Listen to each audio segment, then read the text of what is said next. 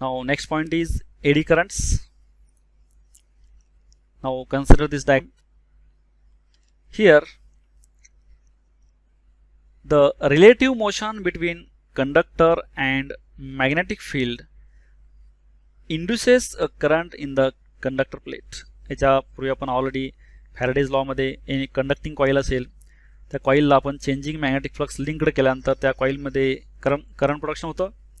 आता आपण इथं कॉईलच्या ऐवजी आपण जर आपण हा रेक्टँगल मेटल सीट घेतला आणि ह्या रेक्टँगल मेटल सीटला आपण जर चेंजिंग मॅग्नेटिक फ्लक्स असोसिएट केला, त्यामध्ये पण सेम आपण जर हा मेटल सीट कॉन्स्टंट ठेवून मॅग्नेटिक फील्ड चेंजिंग केलं किंवा मॅग्नेटिक फील्ड कॉन्स्टंट ठेवून हा मेटल सीट जे आहे हा मेटल सीट आपण मूव्ह केला मॅग्नेटिक फील्डमध्ये, तर चेंजिंग मॅग्नेटिक फ्लक्स ह्या मेटल सीटला लिंक्ड झाल्यामुळे ह्यामध्ये EMF प्रोडक्शन होतं आणि EMF मुळे करंट प्रोडक्शन होत असतं.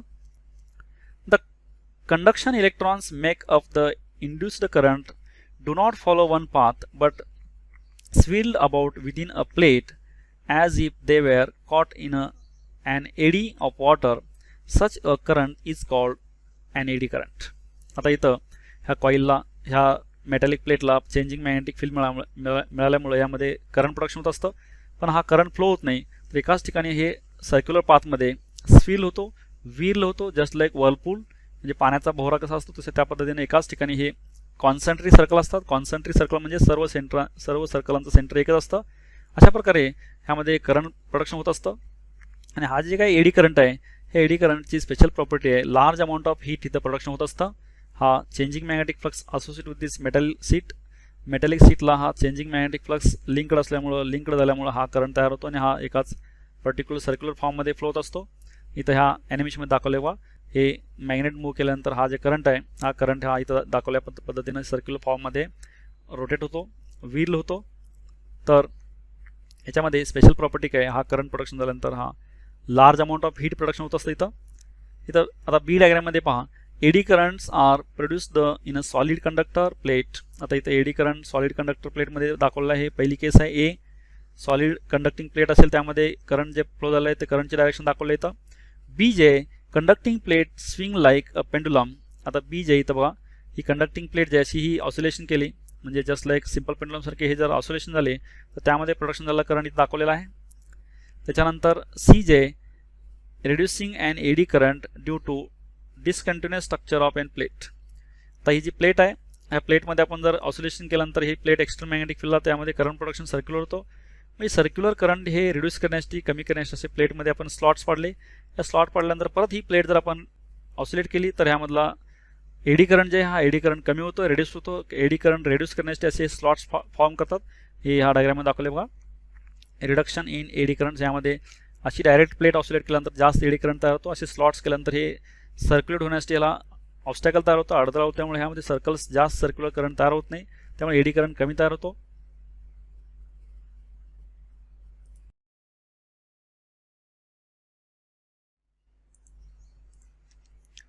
Now here the induced current in the conductor plate is responsible for transfer of mechanical energy into heat energy. तर ह्यामध्ये जो काय एडी करंट तयार होतो त्या करंटमुळे मेकॅनिकल हीट एनर्जी ह्यामध्ये प्रोडक्शन होत असतं. हा एडी करंटच रिस्पॉन्सिबल आहे, जी काही हीट प्रोडक्शन होत असते हे हीटला हा एडी करंट रिस्पॉन्सिबल आहे. म्हणजे ह्या एडी करंटमुळे large amount of heat production होत असतं. A conducting plate free to rotate about a pivot is allowed to swing down like a pendulum through a magnetic field. तर आपण एक प्लेट जे आहे ही प्लेट आपण ऑसिलेट केली मॅग्नेटिक फील्डमध्ये पायवट करून. तर in each swing when the plate enters and leaves the field a portion of its mechanical energy is transferred to heat energy. ज्यावेळी ही प्लेट ऑसिलेट होत असते त्यावेळी ऑसिलेशनच्या वेळी त्याला चेंजिंग मॅग्नेटिक फ्लक्स लिंक्ड होऊन त्यामध्ये एडी करंट प्रोडक्शन होऊन हा एडी करंट जे आहे लार्ज अमाऊंट ऑफ हीट ह्यामध्ये प्रोडक्शन करत असतो स्विंगिंग प्लेटमध्ये.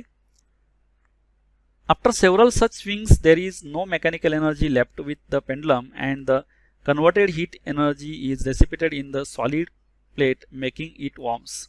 आता सेव्हरल ऑसिलेशन झाल्यानंतर ती ऑसिलेशन्स परत त्यामध्ये मेकॅनिकल एनर्जी पूर्णपणे संपल्यानंतर ते प्लेट जे आहे ते संपूर्ण त्याची त्या एनर्जी जे मेकॅनिकल एनर्जी हीट एनर्जीमध्ये कन्वर्ट झाली असते आणि नंतर प्लेट ही वॉर्म होते. Eddy current can be reduced by discontinuity in the structure of conductor plate as depicted in figure C. आता आपण फिगर सी मध्ये जस्ट मगाशी आपण दाखवले त्या फिगर सी मध्ये असे स्लॉट्स पडल्यानंतर काय होतं, एडी करंट कमी होतो. हे आपण इथं ॲनिमेशनचे साइन आता इथं पाहायचं आहे. पहा, हे ही प्लेट आहे आणि हे दोन मॅग्नेट्स आहेत. इथं बघा, हे दोन मॅग्नेट्स आहेत. ह्या दोन मॅग्नेटिक फील्डमध्ये आपण ही प्लेट आपण ऑसिलेट केली तर इमिडिएटली इथं स्टॉप होते. कारण यामध्ये हे प्लेट जे ही प्लेट मुव्हिंग असतेवेळी त्यामध्ये एडी करंट तयार होतो आणि तो एडी करंट जे आहे ह्या एडी करंटला परत नेक्स्ट मोमेंटला तो अपोज करतो. त्यामुळे हे इझिली ऑसिलेट होत नाही, परत तिथं थांबतं हे एडी करंटमुळं. त्याच्याऐवजी आपण जर ह्या प्लेटला स्लॉट पडले असे, स्लॉट पडल्यामुळे एडी करंट कमी तयार होतो. कमी एडी करंट तयार झाल्यामुळे हे अपोजिशन पण कमी होतं आणि हे इझिली ही प्लेट ऑसिलेशन होते. पहा, ह्याच्यामध्ये ही प्लेट इझिली ऑसिलेशन होत असतं ह्यामध्ये स्लॉट्स पडल्यामुळं. ते जर आपण ही प्लेट अशी पूर्ण प्लेट घेतली तर ह्यामध्ये जास्त एडी करंट तयार होतो. जास्त एडी करंटमुळे तो परत काय होतं, परत नेक्स्ट मोमेंटला तो अपोज करतो. त्यामुळे फास्टली ही कॉईल जे आहे हे ऑसिलेट होत नाही. ह्यामध्ये केसमध्ये बघा थोडं स्लोली हे ऑसिलेट होतं, कारण ह्यामध्ये थोडेसे स्लॉट पडले आहेत. पूर्णपणे स्लॉट इकडे क्लिअर केले नाहीत. हे पण हे कमी ऑसिलेशन होतं. परत नेक्स्ट आपण हे असे स्लॉट्स पडून, हे बघा पूर्णपणे स्लॉट्स आहेत आणि या स्लॉटमध्ये आपण जर हे परत त्याला ऑसिलेशन केल्यानंतर काय होतं, एडी करंट कमी तयार होतो, कारण हे स्लॉटमुळे आणि हे इझिली ही प्लेट ऑसिलेट होत असते.